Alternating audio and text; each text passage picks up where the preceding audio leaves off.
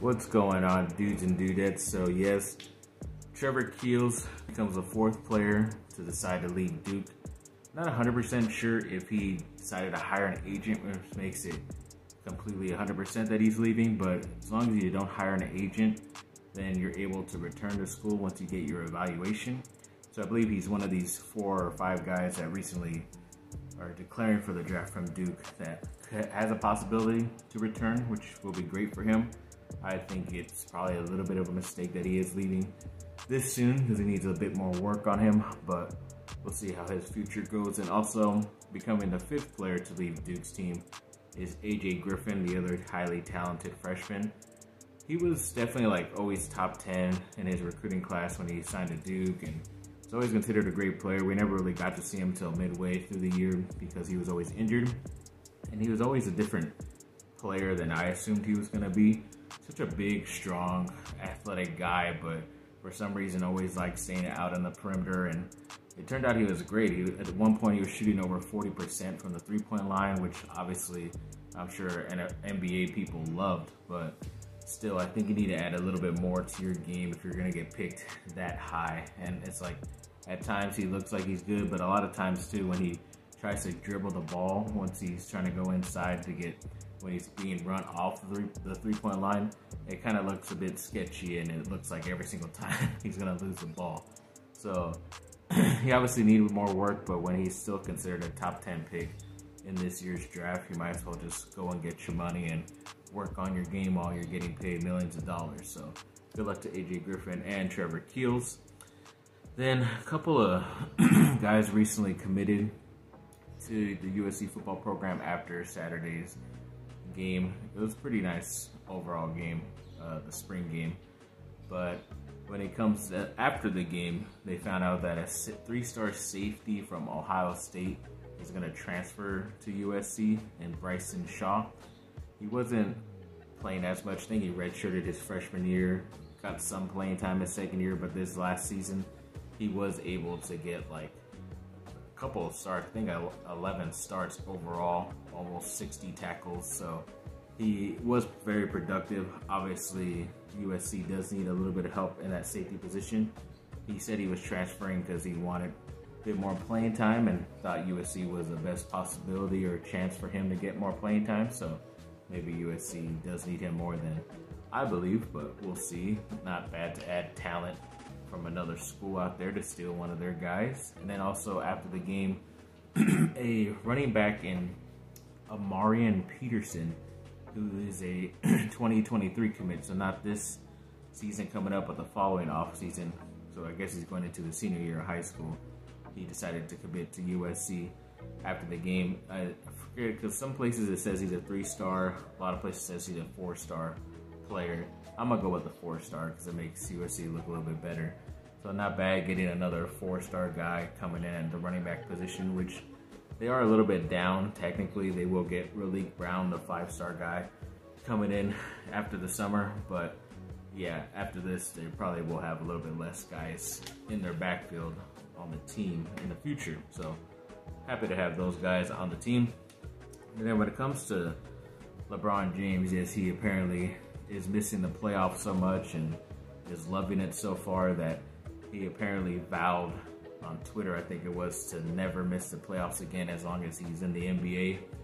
It's a pretty big statement. He probably should have made the statement before. I think he said this before also. Maybe his first year with the Lakers didn't make the playoffs, but obviously didn't make the playoffs again this last season. So I don't know. We'll see what miracles he can do, because he is at this age, like proving that Father Time hasn't caught up to him yet, but maybe it has because of the injuries. So I mean, he's not retiring, but he can still play at a high level, we hope, as Lakers fans, but sometimes it can get annoying just to hear everything about LeBron, but hopefully he can perform well.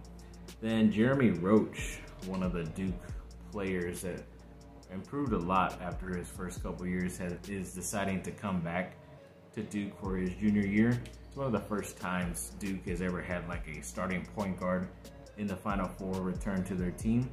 There was a chance that he probably could have gone. He probably would have been a 2nd-round pick in my opinion, but I think just seeing at Duke be able to get a little bit more craftier with your game, a little bit stronger, a little bit more wiser, and leading a pretty talented team that's coming in would be even way better for him and his resume going into the NBA draft next year. So overall, I think it's a good get. I think he was a 5-star player, so he has so much talent. I just think his size is a little bit bad when it comes to playing in college because there's so many more big people. Obviously, there's going to be big people in the NBA, but they are going a bit of a smaller game. But if he can just become a way better shooter and playmaker as a point guard, I think he will get drafted late in the first round next year. Then when it comes to the top California safety, I remember talking about this guy a few videos back, or maybe a month or two back, that Christian Pierce is a pretty big get from Rancho Cucamonga that USC needed to be able to keep this guy in state and on their team instead of going to a rival or out of state. But luckily, I guess he's put down his last 3 teams to USC, UCLA, and University of Washington. So all 3 Pac-12 schools, so he's obviously going to stay in the Pac-12 on the West Coast. But I believe says he is going to announce on May 1st, so that's coming up pretty soon at some point next week. So it'll be a big get if USC can get him, steal him away from those guys. But yes, I am kind of worried that he is still kind of okay with picking a school that's just on the West Coast. But yes, hoping to get this very talented player on USC's roster next off season. Then when it comes to another player cutting his list down when he's going into his senior year of high school, a 5-star defensive end slash, I forget what else he plays, but I know he's a 2-sport athlete. He is a runner. For some reason, this guy is 6'5", over 200 and something pounds, and can run a 100-yard dash in under 10 seconds, which is freaking amazing. What a great athlete he is. And he trimmed his list down. I believe it's USC and Michigan, if I'm not mistaken, the other team. But as of right now, those are the only 2 teams that are left on his, commitment list. So it would be a big time get. I know he was, within the last 2 weeks, he was down here at USC to go visit the campus and everything like that, see how the program's doing on an unofficial visit. So maybe he liked it so much that it's like, well, gotta decide between these 2.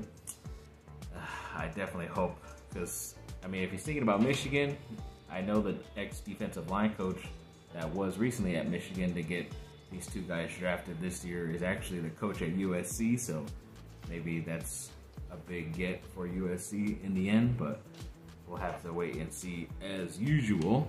Then Jason Tatum once again went off even more this time. He ended up going for 39 points in their victory over the Brooklyn Nets. Ended up also getting 5 rebounds, 6 assists, and 6 steals. I think he made some Celtics history with that stat line, so congrats to him. Obviously, it is only a little bit scary for me as a Lakers fan because the Celtics kind of look like the best team out there in the playoffs after watching most of these games, and they have a chance to sweep Brooklyn tonight, and I don't mind if they do. Obviously, Brooklyn would be the better team, but they obviously traded for a dumb player who's not even willing to play. If he wasn't close to being able to play, they shouldn't have made him play in the first place. But that's just kind of how it goes. But yes, hoping that series lasts a little bit longer. But yeah, Tatum is going off. And also ex-Duke player Brandon Ingram of the Pelicans once again went for 30 points. And also that was a victory for the Pelicans, so they're able to even up the series with the Suns. I know I mentioned before, and I think it was game 2 when he had a high 30-point game. Then the very next game, Chris Paul went off, and Phoenix was leading the series 2-1, and now they're able to tie it up 2-2. So we'll see how this goes, but the longer it lasts, the more likely that Devin Booker is going to push it to come back sooner than later. So hopefully that doesn't happen, because it would be cool to have the Pelicans, pull off a pretty big upset of Phoenix. But obviously, we're going to wait to see what the NBA gods have in store for us. Then Jordan McLaughlin, ex-USC player, been in the NBA for a bit, but has been with the Minnesota Timberwolves for most of his career. Ended up getting a lot of playing time in I think a blowout win for the T-Wolves the other day. Ended up getting a career high 16 points for himself, which is pretty cool. And like I said, it was in a victory as well, so that's always good for USC fans to think about. Then Grayson Allen obviously has been red hot the past couple of games, because the other day Chris Middleton, the second best player on Milwaukee, went down. It's kind of the same position as Grayson Allen, so they brought him in more off the bench. Ended up scoring 22 points for them in that victory, so it was nice to see him come off the bench and help out. I think he's still coming off the bench. I forget if he started this last game or not, but it turned out to be good because he ended up scoring 27 points, even more than what he did the very last game while this better player has been out. And I just love it when all these people hate him and don't think he's a great player, but if he's on your team, you're gonna love him, and he can pull off performances like this, and he can do anything, whether it's start for you, come off the bench, still give you 15 to 20 points here and there. So overall, I think this is a great thing for him in his career. I know he's not going to be a free agent anytime soon, but obviously playing very well for the Bucks. And yes, of course, forgot to get all the stuff for this, but I just remembered earlier in the video that I mentioned that USC spring game. Well, it's off to a good start to see what this team is and all their new identity and the new foundation that Lincoln Riley is putting out there for the USC fans. It looked really good. I mean, Caleb Williams started the game off hot. I think he was like 9 for 9 with 2 touchdowns, both to his ex-Oklahoma teammate Mario Williams. They have a great connection, and they hooked up on some really nice passes in the end zone for touchdowns. And then even the second string quarterback, Miller Moss, had a nice throw down the field to Kyle Ford, the other talented receiver. That was one of the other bigger plays I remember seeing. But the defense even stepped up pretty well. The score was weird. I think it was like a 3-point game, like 27-24, but it was weird how they set it up because they gave the defense automatically 21 points. So technically there were other ways for the defense to score, but they were only able to get 3, which is why they got 24. And then the offense started from 0, the first and second team offense, and they ended up getting the victory 27-24. But overall, I think it was pretty cool atmosphere to see. Obviously, everybody's talking about the new mentality, as I mentioned, and just having more accountability that they never had with the ex-coach there. But overall, it was a pretty cool thing to see. Glad it was on ESPN. Was able to watch most of it. A lot of cool highlights here and there. A lot of good guys that, especially a lot of incoming guys in the next couple years that were in the stands. And as I mentioned, those other 2 guys had made their commitments to USC, so maybe we'll get a couple more, because I think in order to get transfers, I know Lincoln Riley said he wanted to add at least 10 to 15 more guys in the transfer portal. Obviously added one with that safety, Bryson Shaw, but you think you have until May 1st, something like that, as a end date to get a transfer on your campus, because I guess they have to be in before the fall semester or some weird stuff like that, even though it's still would be the summer semester. So I don't really get it, unless that's just how USC's breakdown of their semesters work. But hopefully we'll see a couple more guys. Hopefully not a lot of guys will be leaving. Doesn't seem like any more guys will be leaving USC's roster as of right now. That's what we're hoping for. But yes, hopefully to add more talent, because there is a bit more talent out there to get in that transfer portal. So yes, thanks for watching, people. Like, subscribe, comment down below. Let me know what y'all think. Have a great rest of your day. Bye, fight on.